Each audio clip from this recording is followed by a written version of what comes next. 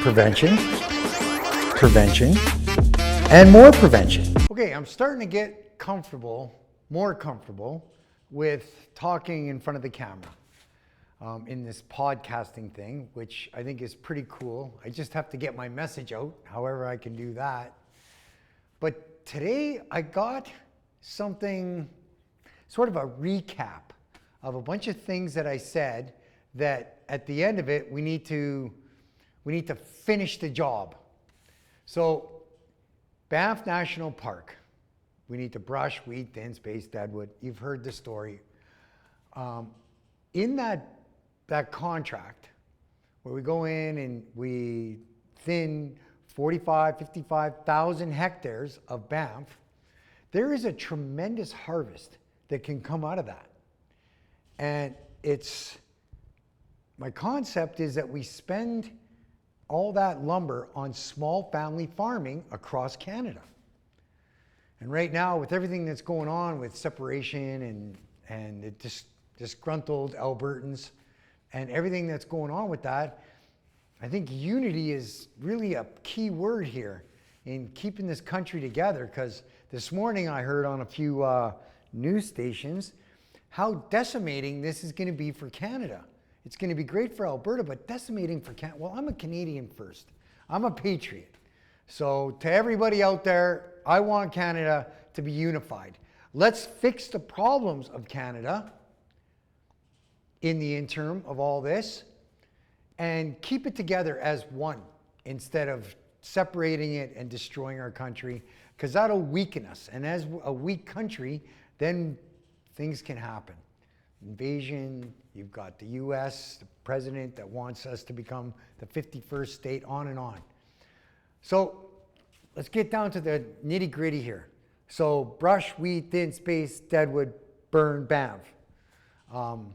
We harvest out all this equitable lumber that's gonna need to come out.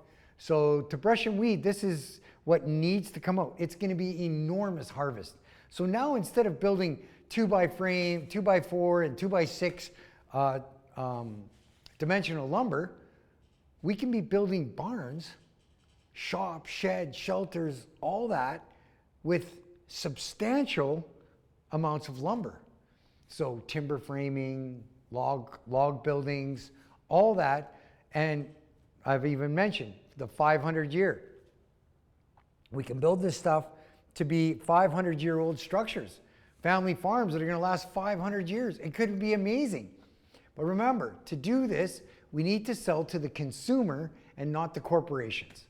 We win. We all get rich. Instead, they get rich, and they've been getting rich, and it's wrong. So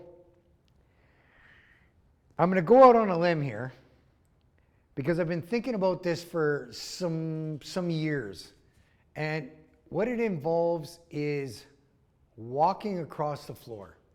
And I've been to poli-sci over here at the university, and I've talked to a few poli-sci students about the possibility of this enterprise happening.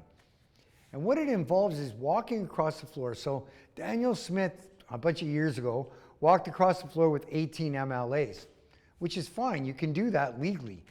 I don't even think it affects your pension. So she walked across the floor. It was like the Wild Rose and blah, blah, blah in Alberta. So I investigated federal politics. Well, just 2 weeks ago, there was a Liberal MP that walked across the floor to the Conservative side. Whoa, that's a game changer for me, because I've been thinking about this for a long, long time. So here's my idea. Let's take the Green Party. Just hear me out. Let's take the Green Party. We wipe the slate clean of policy. Just clean, like a clean slate. We're a neutral party. We want to save Canada in its entirety. We have this concept of environmental utilitarianism. We also observe the Competition Act and a bunch of things that I've mentioned over all these podcasts. We can institute into that philosophy. So we wipe the Green Party, clean slate it. Then we get to the right-wingers the Conservative Party and Polyev, and we call them Patriot MPs. And what they do is they walk across the floor to the Green Party. Now, Elizabeth May, she got her vote. She's an MP for the Green Party federally. She's, I think it's Saanich South. Anyways, they walk across the floor. So there's 165 of them, whatever. Maybe not all of them are going to walk across the floor. But the Patriot MPs, the ones that know that they're working for this country, are going to walk across the floor to that neutral party. Then we get a few independents, we get a few NDP, which there's not that much left, and we work on the disgruntled Liberal Party MPs, the ones that kind of figure out that this is not going in the right direction and they've lost faith in the party, but they don't want to lose their pension, so they don't want to get fired, so they continue to toe the party line. Can't blame them. It's a lot of money, and it's their retirement funds. After 4 years as a federal MP, I think it's like $167,000 a year, and if you do 2 terms, it almost doubles that. That's a lot of money to lose just because you're going to go against the grain. So then we get, let's say, 50 Liberal MPs, disgruntled, wanting to go across the floor. We call those Patriot MPs. The ones that stay with their party are unpatriot MPs because they're there for their party, not for their country. And there's a little bit of guilt and a little bit of this and a little bit of this. I'm just kind of slinging a bunch of crap here. But just hear me out. This is really, really cool. So let's say we get the Conservatives to walk across the floor. We get disgruntled Liberal MPs to walk the floor, a few independents and a couple of, let's say we get 200 MPs that walk across the floor to the Green Party, to the neutral party. I call it the Utilitarian Party. So they walk across the floor, we have 200 MPs. Well, guess what, folks? We just have a new party that has a majority of MPs. So it's a majority government. We have now a majority government without even an election. Elections are, who knows what's going on with the elections? Like, how did they vote him in Trudeau the first time, let alone the second time? And then Carney letting the Liberal, it's just insanity what's going on. And I mean, I'm not so much a conservative. I'm more of a centered bird party guy. So I believe that this party should move towards the bird and this party should move towards the bird. And then maybe we can get a consensus and start getting something done instead of just fighting back and forth and not getting anything done. So we now have a majority government in the Green Party, or the U Party, we'll call it. Well, we can bring back Parliament.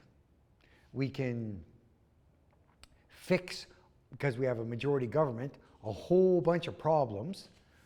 I believe, from what I've seen with de Havilland, a $329 billion deficit in 2021, I believe that Justin Trudeau is a traitor, a full-out traitor. And it's not so much like, oh, well, you believe in this or you believe in that or you're a right-winger or far left or far... No, this is truth. He did stuff that was not only democratically incorrect and wrong, but also criminally.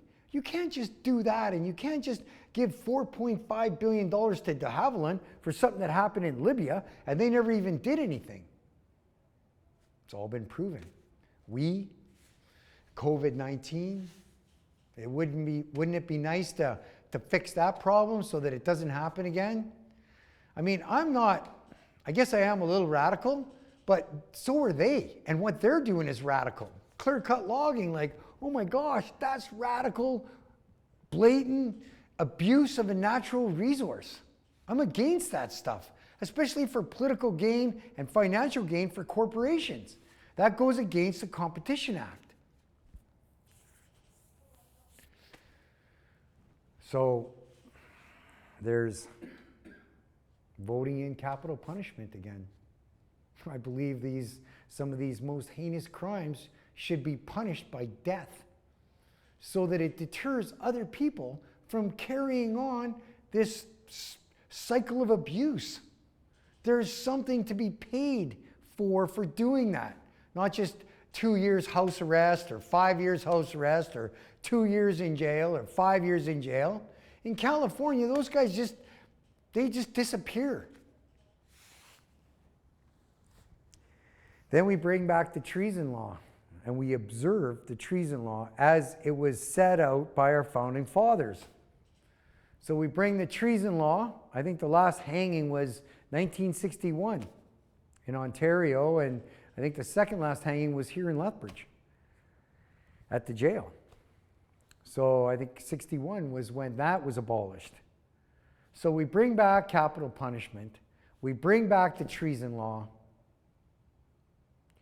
And to the most heinous criminal acts in our country, there'll be the ultimate price paid for that. If Mr. Carney here, he just announced $225 billion spending spree and then shut Parliament down for the summer without even a budget. Is he in the middle of spending all that money?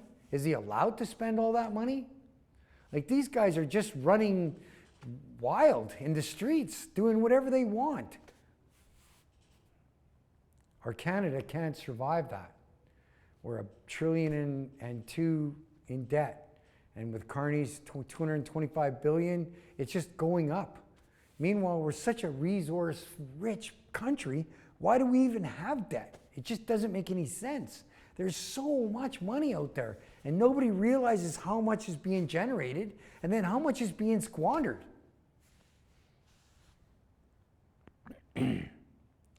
So now, Elizabeth May is the Prime Minister of Canada. So let's say I decide to move into her basement and we have a by-election. She would like to retire. She's been doing this for a long time. I remember back in the 90s when she was the CEO of the Sierra Club.